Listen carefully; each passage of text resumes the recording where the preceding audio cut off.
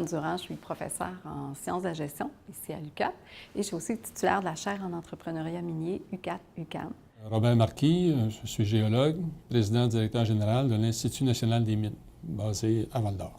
Je m'appelle Joanie Caron, je suis étudiante à la maîtrise en gestion des organisations. J'ai fait ma maîtrise avec la chaire en entrepreneuriat minier sous la direction de Suzanne Durand et de Hugo Asselin. Je m'appelle Ouedraogo Suntonoma Aïda et je suis étudiante à la maîtrise en gestion des organisations à l'UQAT. Valérie Filion, directrice générale de l'Association de l'exploration minière du Québec. Luc Bélide, directeur général de la Conférence régionale des élus pour l'Abitibi-Témiscamingue. Le besoin a été exprimé au tout début, en 2009, dans le cadre de l'élaboration de la stratégie minérale du Québec. Le gouvernement du Québec, à ce moment-là, voulait soutenir l'entrepreneuriat minier, voulait favoriser le développement minier, surtout dans le Québec nordique. On commençait à parler du plan Nord à cette époque-là. Et le Québec était très attrayant pour les investisseurs étrangers. L'Institut Fraser de Vancouver nous positionnait souvent parmi les tout premiers, sinon la première juridiction au monde pour son attrait au développement minier. Donc, c'est dans ce contexte-là qu'on a voulu maximiser la création de richesses en favorisant l'émergence d'une nouvelle génération d'entrepreneurs miniers qui seraient capables de créer des nouvelles entreprises et multiplier les retombées de la ressource, de l'extraction de la ressource minérale, en créant des nouvelles entreprises, en valorisant notre territoire et aussi en gardant, si on veut, la mainmise sur le rythme de développement de nos ressources minérales. Il faut se remettre aussi dans le contexte de l'époque où le gouvernement avait déjà identifié et avait déjà manifesté, je dirais, sa volonté de faire de l'Abitibi-Témiscamingue le pôle de développement minier du Québec. Il voulait profiter de l'expertise existante d'Abitibi-Témiscamingue pour créer une synergie qui permettrait de positionner le Québec comme une juridiction importante en termes de mines. Et il y avait déjà des gestes qui avaient été posés dans ce sens-là. SOQUEM avait été, le siège social de la Société québécoise d'exploration minière avait été transféré de Québec à Val-d'Or. La Direction générale de Géologie Québec, qui relevait du ministère des Ressources naturelles de l'époque, avait été également transférée à Val-d'Or. L'Institut national des mines, que je dirige maintenant, avait été fondé à la même époque et a également été installé à Val-d'Or. Et donc, il y avait une volonté avec cette idée-là de chaire en entrepreneuriat minier, il y avait une volonté ferme d'installer ça en Abitibi-Témiscamingue pour créer une synergie, favoriser le réseautage avec les exploitants miniers, les compagnies de services, les entrepreneurs déjà sur place, pour essayer de créer une synergie qui renforcerait le créneau minier au Québec. C'est pour ça que l'Abitibi-Témiscamingue a été sélectionné. l'UQAT, c'est une belle université de petite taille. C'est M. Arsenault qui disait ça, l'ancien recteur. Il disait il n'y a pas de petite université, mais il y a des universités de petite taille. Et l'UQAT est une université de petite taille qui est très active dans le domaine des mines, surtout dans le domaine de la restauration minière, mais qui, à l'époque et encore aujourd'hui, ne dispose pas d'un département de géologie. Et donc, toute seule, animer une chaire de recherche spécialisée sur l'entrepreneuriat minier, l'UQAT, à ce moment-là, a senti le besoin, et c'est aussi son mode d'affaires, d'ailleurs, elle le fait fréquemment dans d'autres domaines aussi, de se joindre une autre université pour créer une chaire commune. Et le choix s'est porté sur l'UQAM, donc 2 composantes du réseau UQ. Et c'est comme ça que la chaire UQAT-UQAM d'entrepreneuriat minier a été créée, avec son siège social à Rouyn-Noranda, et 2 titulaires de chaire, un choisi par l'UQAT, plutôt orienté dans le domaine des affaires, et l'autre choisi par l'UQAM, qui connaissait beaucoup mieux le secteur minier comme tel. Alors, les 2 ensemble étaient complémentaires, le sont toujours, et ont pu mettre sur pied cette chaire-là, qui existait nulle part ailleurs. Il n'y avait pas d'équivalent dans d'autres juridictions connues de nous à ce moment-là. L'Institut national des mines, dès le début, a fait une recommandation favorable pour la création de la chaire en entrepreneuriat minier. La chaire dispose d'un comité de direction sur lequel siège le président-directeur général de l'Institut national des mines. Et l'Institut et la chaire maintiennent également des relations d'affaires pour le développement de certains projets qui sont d'intérêt commun. On en a un actuellement qui touche le volet international, la formation québécoise offerte à l'international. La chaire est en train d'établir un portrait qui va être utile à l'Institut et qui va également être utile aux titulaires de la chaire d'entrepreneuriat minier pour alimenter les cours de formation qu'ils donnent aux jeunes entrepreneurs. La mission première, c'est de favoriser, dans le fond, le développement minier pour amener une création de richesse au niveau de la population du Québec, mais tout ça dans un respect de l'environnement et des communautés. Donc, il y a l'aspect qu'on appelle développement durable qui est très important au niveau de la chaire. Donc, on veut que l'industrie se développe, mais en respectant effectivement les principes du développement durable. Nos principaux objectifs, d'abord, au niveau de l'entrepreneuriat minier, notre objectif est vraiment d'aider les entreprises à réussir et aussi de favoriser la création de nouvelles entreprises. On n'offre pas de service de démarrage d'entreprise comme tel, c'est beaucoup de la recherche et différentes activités qui permettent du transfert d'informations, l'occasion d'avoir des conférenciers qui permettent effectivement à des gens d'apprendre un peu mieux qu'est-ce qui se passe dans la vraie vie ou quelles sont les meilleures façons de faire. Donc, c'est différentes informations de ce type-là qu'on va chercher. Il y a aussi les recherches qu'on fait. Nos étudiants produisent, disons, des nouvelles connaissances, développent des modèles et on peut les présenter et les expliquer là, aux gens de l'industrie, puis aussi à ceux qui s'intéressent à l'industrie, mais qui ne sont pas nécessairement impliqués comme tels ou qui ne travaillent pas déjà dans l'industrie. Et on a aussi travaillé sur la caractérisation, donc trouver le profil des entreprises pour mieux connaître le type de l'organisation, comment ils sont financés, l'importance, la taille des entreprises, tout ça. Donc ça, c'est des éléments sur lesquels on a beaucoup travaillé. Dans nos objectifs, on a un objectif de développer une synergie avec les chercheurs, les différents départements, donc les sciences de la gestion, les sciences de la terre, l'industrie, les ministères, tout ça. Donc, cet élément-là nous a amené à travailler beaucoup avec différentes personnes pour développer des projets au niveau de l'aspect de l'entrepreneuriat, mais aussi au niveau des innovations. Donc, il y a l'équipe de M. Gébrac qui a plus travaillé à l'identification des innovations, parce que quand on parle d'entrepreneuriat, c'est sûr que l'innovation prend une place importante. C'est ça, dans l'étude des différents thèmes qui sont des enjeux importants pour les entreprises, particulièrement les entreprises d'exploration, on a travaillé sur l'aspect du financement. Donc, les différentes formes de financement. Il y avait déjà un cahier de recherche qui avait été fait dans les années 95, donc on a essayé de mettre à jour l'information parce qu'il y a des nouveaux modes de financement qui s'offrent maintenant aux entreprises. On parle d'action accréditive. On a aussi fait une étude sur tout l'aspect de la fiscalité, parce que c'est assez complexe. Les entreprises se trouvent à avoir à payer de l'impôt comme toutes les autres entreprises, l'impôt du fédéral, l'impôt du provincial, mais il y a aussi les règles de l'impôt minier qui s'appliquent. Donc, il y a des redevances, il y a des crédits d'impôt, donc c'est assez complexe de maîtriser tout ça. Donc, on est allé chercher au moins une information de base qui sert aussi à l'intérieur des cours qui ont été montés en gestion appliquée à l'industrie minérale. Actuellement, on n'a pas encore les résultats, mais on a fait aussi une enquête pour être en mesure de voir quels sont les éléments d'aide, les types d'aide qui pourraient être disponibles, qui pourraient être utiles pour les entreprises d'exploration particulièrement, ou les entreprises qui s'intéressent à développer des entreprises de services au niveau du secteur minier. Donc, que ce soit du forage, toute la question des géosciences, les levées, il y a la géochimie, géophysique, là, c'est pas tout à fait mon domaine, mais c'est tous des éléments de ce type-là qui permettent d'identifier s'il y a des régions où il y a effectivement un potentiel intéressant. Alors, on a, je pense, une cinquantaine de personnes dans l'industrie qui nous ont donné l'information sur quels sont les organismes qui les ont aidés. Est-ce que c'est au niveau du financement? Est-ce que c'est au niveau de la formation? On entend beaucoup parler de l'importance du mentorat, surtout au niveau de l'exploration. Des gens qui ont parti des entreprises, qui ont été chanceux. Bien, il y a la compétence, mais il y a la chance aussi là, quand on fait une découverte. Et ces gens-là ont développé des façons de faire, des stratégies, et souvent, ils vont un peu prendre sous leur aile des gens qui veulent partir des nouvelles entreprises pour les aider à s'organiser, beaucoup sur l'aspect de vraiment définir au niveau de l'entreprise sa mission, sa stratégie, sa façon de fonctionner, quels sont les modes de financement qu'ils vont préconiser, les substances qu'ils vont rechercher, les territoires.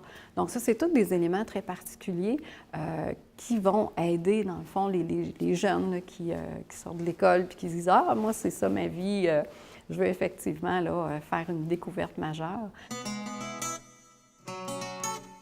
Quand on a commencé à mettre sur papier le projet, on a regardé dans nos collaborateurs, nos partenaires, nos alliés. C'est quand même un travail de recherche qu'il y a à faire et ça a été assez rapide qu'on a constaté que la chaire en entrepreneuriat minier était probablement le meilleur chercheur qu'on pourrait avoir pour amener à bien le dossier. Donc, on s'est assis avec eux, on a eu des discussions et on a structuré un projet avec eux. Et c'est comme ça que c'est parti. À l'association, depuis quelques années, on parlait de E3+, qui est pas une norme de certification, là, qui est plus recommandation. Et nous, on se disait, si on avait une certification en développement durable pour les entreprises d'exploration, ce serait bon pour les entreprises et pour la filière en général. Donc, on devrait faire un projet pour évaluer ça. Une entreprise qui est certifiée avec un audit externe indépendant c'est comme un permis d'opérer qui lui permet d'être bien perçu, c'est évident, dans la population, d'avoir accès à des capitaux plus facilement. Mais le grand défi, c'était de trouver une norme ou une certification qui coûtait pas trop cher à appliquer parce qu'on parle de PME d'exploration qui ne sont pas des producteurs, donc ils n'ont pas de revenus. Ils doivent financer cette mise en place-là d'une certification. Donc, il y avait plusieurs défis à rencontrer et c'est comme ça que le projet a commencé. La demande venait des entreprises en disant, bon, E3+, que l'Association canadienne des prospecteurs a mis en place, c'est des normes, un guide de pratique, mais ce n'est pas une certification. Et ce qu'on voyait émerger depuis quelques années, par exemple, les fonds de financement du gouvernement, la Caisse de dépôt, Investissement Québec, Sodemec, c'est ça qui sont des fonds du gouvernement qui investissent dans les entreprises en exploration. Eux, de plus en plus, demandaient aux entreprises, bon, OK, votre projet, il est bien beau, c'est intéressant, mais est-ce que vos pratiques sont selon les meilleures pratiques? Est-ce qu'on peut avoir une certification de ça? Donc, ça n'existe pas. Il y a des guides de bonne pratique, mais il n'y a pas de normes, il n'y a pas de certification externe par audit. Donc, le besoin venait de là. Donc, on s'est dit, on va faire le projet parce que c'est la meilleure façon, on connaît la filière, comment elle travaille, et c'est la meilleure façon d'arriver avec une certification bien adaptée pour la filière, pour les entrepreneurs, et que ce soit facile d'application, que ça couvre tous les critères et que ce soit à un prix abordable. On a travaillé ensemble pour définir quels sont les principes et les critères de développement durable qui s'appliquent aux entreprises d'exploration minière. Donc, on sait que les activités d'exploration ont des impacts sur l'environnement et affectent les communautés. Donc, du moment où est-ce qu'il y a une demande pour une norme, on s'est posé une première question. Est-ce qu'il existe un cadre qui pourrait répondre à nos besoins? Des cadres de référence, il y en a plusieurs. On parle de ISO 26000, ISO 14001, BNQ 21000, E3+, mais aucun de ces cadres-là permettait vraiment de s'appliquer au contexte de l'industrie. On a fait une première analyse de ces cadres-là, vraiment une analyse approfondie de contenu pour déterminer si oui ou non les principes et les critères de ces cadres-là pouvaient s'appliquer à l'industrie. Donc, une de nos premières étapes, ça a été vraiment d'analyser ces cadres-là en profondeur. On est arrivé avec une liste préliminaire de 8 principes et de 27 critères que moi, Suzanne et Hugo, ensemble, on s'est dit, ces critères-là, oui, ça s'applique, on pense, à l'exploration minière. Cette première étape-là terminée, on voulait valider ces principes-là et ces critères-là auprès d'experts dans le domaine. Donc, ce qu'on a fait, c'est une enquête Delphi. On est allé chercher des représentants de chacune des catégories de parties prenantes impliquées à l'industrie de l'exploration minière. On parle de parties prenantes qui sont premièrement affectées par les activités les communautés d'accueil, les communautés autochtones, ainsi que les ONGE. Puis de l'autre côté, bien sûr, on a l'industrie, donc les entreprises d'exploration minière, les fournisseurs de services, les investisseurs et le gouvernement qui est à la fois préoccupé par le développement économique des communautés ainsi que le bien-être de ces populations. Donc, on avait 7 catégories de parties prenantes qui étaient représentées par 5 à 7 experts qui, eux, se sont prononcés sur la pertinence des 8 principes et des 27 critères qu'on avait d'abord retenus. Donc, pour certains, par exemple, investissement local, c'était jugé moins pertinent. Donc, chacun a vraiment évalué tous les principes et critères. À la fin, on est arrivé avec une liste consensuelle de 8 principes et 27 critères, mais ce n'étaient pas les mêmes. Parce qu'il y en a qui ont dit « Ah, vous avez oublié ça, ça devrait être ajouté. » Donc, il y a certains éléments qui n'étaient pas là au départ, qui sont finalement dans notre liste consensuelle finale. À la lumière de nos résultats, avec notre liste consensuelle finale des 8 principes et 27 critères de développement durable, on a pu comparer cette liste-là avec les cadres de référence qu'on a étudiés pour répondre à notre question si oui ou non il existe un cadre qui pourrait répondre à nos besoins de certification. On en est arrivé à la conclusion que non. Donc, avec un comité pilote, on a décidé de poursuivre, aller de l'avant avec le projet. Dans les procédures d'élaboration d'une norme, il faut définir les principes, les critères, ensuite les indicateurs. Donc, c'est vraiment les indicateurs qui vont être les mesures concrètes de performance. Donc, les prochaines étapes du projet de norme, ça va être de définir ces indicateurs-là pour chacun des critères qui ont été identifiés. Avec la chaire en entrepreneuriat minier sur les attentes des parties prenantes. Pourquoi travailler sur les attentes des parties prenantes dans l'exploration minière? C'est parce que de plus en plus, il est question d'acceptabilité sociale. Et lorsqu'on parle d'acceptabilité sociale, il faut considérer les attentes des parties prenantes pour pouvoir tendre vers l'acceptabilité sociale. Et les entreprises d'exploration n'échappent pas à cela.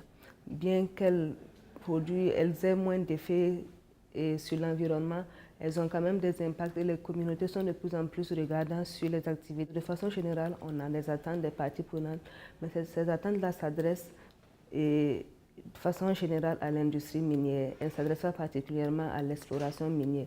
Donc moi, je vais aller vers ces communautés-là pour comprendre quelles sont vos attentes par rapport à l'exploration minière. Et pour cela, je vais rencontrer des communautés de plusieurs horizons. Je vais rencontrer d'abord les autochtones, ensuite des communautés qui ont été touchées par l'exploration minière, d'autres qui n'ont pas été touchées par l'exploration minière. Et je vais également aller vers des environnementalistes, donc des organisations non gouvernementales qui sont vraiment spécialisées dans l'environnement, afin de comprendre quelles sont leurs attentes par rapport à l'exploration minière. Et je vais aussi aller vers les gens de l'industrie minière pour comprendre quelles sont leurs attentes, qu'est-ce qu'ils peuvent faire par rapport aux attentes des parties prenantes. Et après tout cela, je verrai quelles sont les différences dans les attentes. Est-ce que les attentes des parties prenantes des communautés sont loin des attentes des gens de la communauté?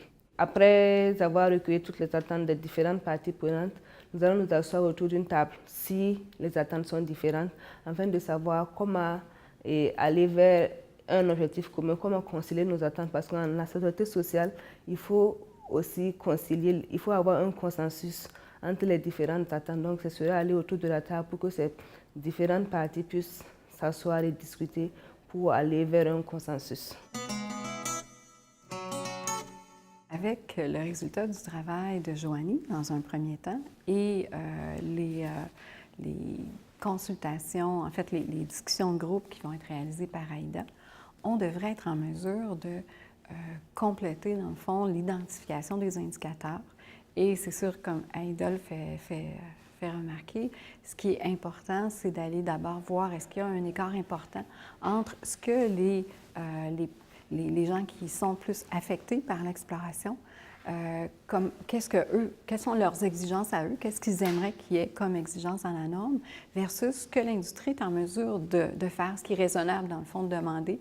Quand on parle de bruit ou des choses de ce type-là, est-ce que le niveau de décibels d'une foreuse, est-ce qu'on ne peut pas le réduire plus que ce qui est actuellement disponible là, sur le marché au niveau technologique? Donc, il y a des éléments de ce type-là qui vont effectivement devoir être discutés, vérifiés, analysés. Après les groupes de discussion, il va y avoir effectivement des comités de travail pour se pencher sur justement les écarts, les endroits où il y a plus de différence entre les exigences, et en fait les exigences et les capacités, là, ce qui est réalisable de faire. Normalement, on devrait être en mesure, l'objectif étant l'an prochain, d'arriver avec un document normatif complet, une première version, qui va être soumis à une consultation publique et qui aussi, par après, va être implantée. Dans le fond, la norme devrait être implantée dans 5 entreprises pilotes qui sont dans l'exploration, qui sont soit des entreprises d'exploration, mais d'autres qui font du forage, des levées géophysiques. Donc, on va vraiment avoir différents types d'entreprises impliquées dans l'exploration pour tester toutes les exigences de la norme, la façon de l'implanter, tout ça. Et après ça, donc d'ici 2 ans, on devrait être en mesure de pouvoir offrir à tous les gens qui font de l'exploration la possibilité d'adhérer à la norme. L'apport d'une chaire en entrepreneuriat minier pour l'Abitibi-Témiscamingue, c'est certainement de rendre accessible de la connaissance et démocratiser, dans le fond, des grands mystères que peuvent être l'industrie minière auprès de la population en général. Alors, ça nous aide à mieux faire le développement, à mieux comprendre et à prendre des meilleures décisions sur notre développement, particulièrement dans les dossiers d'acceptabilité sociale où on partage le territoire avec cette industrie-là. Les activités qu'elle organise, il y a des forums, il y a des discussions, il y a des conférences qui sont ouvertes à la population. C'est sûr que des fois, c'est pour des gens qui ont des intérêts particuliers, mais je pense que ça peut être accessible à plein de gens. Souvent, comme c'est l'Université du Québec en Abitibi-Témiscamingue qui les organise, bien, ça peut être accessible sur l'ensemble du territoire. Donc, c'est facile d'accès, mais ce que ça fait, c'est que ça permet d'aborder des points précis. Par exemple, l'acceptabilité sociale en faisant venir un anthropologue d'ailleurs qui vient nous dire comment ça se passe ici, ça permet de se comparer. Le financement minier aussi, c'est des exemples. Donc, au niveau de la connaissance, là, ça permet de diffuser. Un autre élément qui peut être aidant, c'est au niveau des études, des travaux qu'ils font, de faire des recherches pour voir quelles sont les meilleures pratiques au niveau international et essayer d'implanter ça ici, ou faire rayonner ce qui se fait bien ici au niveau international. Alors, c'est des moyens pour l'Abitibi-Témiscamingue de mieux se développer. En lien avec la planification stratégique régionale, la chaire a organisé avec nous une conférence sur le monde minier où on avait fait venir un spécialiste, Normand Mouchou, qui avait écrit un livre là-dessus. Donc, c'était dans des séries de conférences qu'on voulait faire sur différents sujets pour nous aider à réfléchir et à sortir un peu de nos créneaux et de nos chaînes de pensée habituelles. Donc, c'est une collaboration qu'on a pu avoir avec la chaire. Dans d'autres cas, c'est la chaire qui nous invite à participer à leurs activités. Il y avait eu un moment donné sur le financement minier, un professionnel de l'équipe qui avait participé à cette activité-là. Alors souvent, c'est un peu donnant-donnant ou c'est du partage comme ça qu'on se permet de faire. La planification stratégique régionale qui s'est terminée en 2011, on identifiait des priorités dans différents domaines. Par exemple, dans le domaine du savoir, dans le domaine de la culture, dans le domaine de l'occupation du territoire, dans le domaine du développement économique. Et ce que Michel Gilbert avait fait, c'est qu'il avait préparé sa présentation sur l'ancrage de l'Abitibi-Témiscamingue en faisant référence à ces différents éléments-là. Et il était en mesure d'évaluer, si on veut, comment l'industrie minière, et pas seulement les mines, mais tout ce qui tourne autour, là, les entrepreneurs qui tournent autour, comment c'est un élément important de l'ensemble de l'activité en Abitibi-Témiscamingue. Fait que ça avait été une conférence très intéressante où on voyait des éléments qui étaient positifs et d'autres éléments qui pourraient être améliorés dans la cohabitation mine-région. On organise des activités qui nous permettent effectivement de parler des résultats, qui nous permettent aussi des fois d'aller chercher de l'information. On a eu plusieurs activités aussi sur tout l'aspect de l'innovation minière et des occasions d'affaires. Dernièrement, la dernière année, on a eu des conférences sur le financement. On a fait une table ronde régionale justement pour les enjeux particuliers à la région. Et finalement, il y a aussi une autre façon dont on va diffuser l'information, c'est à l'intérieur, dans le fond, de cours qui ont été développés spécifiquement pour la gestion appliquée à l'industrie minérale. Donc, ça n'existait pas, en fait, avant. On a des cours qui sont plus en géologie, exploration, génie des mines, ces choses-là, puis on a des cours de gestion.